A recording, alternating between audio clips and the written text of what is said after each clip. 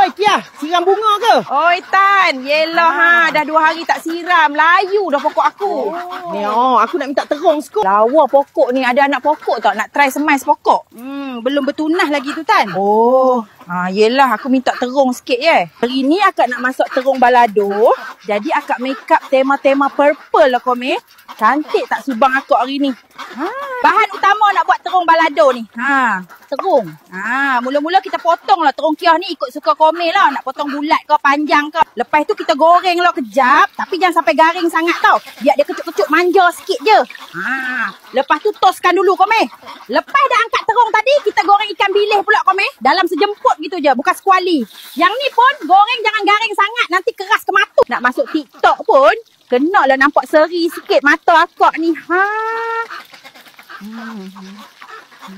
Ya Allah, tak semenggah dah rupa akak ni Bagi akak tak touch up make up sikit-sikit.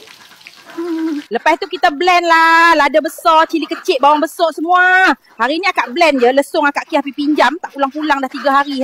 Lepas tu kita tumis lah bahan-bahan blend tadi. Bagi naik bau sikit. Lepas tu masukkan ikan bilis yang akak goreng masa duk touch up make up tadi tu. Langkah terakhir, bubuh balik terung yang kita dah goreng awal-awal tadi. Ingat tak? Garam dengan aji ni rasanya akak tak payah hajak dah kot. Benda wajib. Tak bubuh ni rasa dia. Siap dah terung kita Komeh. Akak ingat nak hantar sikit kat rumah Kia. Alang-alang nak buat-buat minta lesung batu akak yang dia pinjam tu.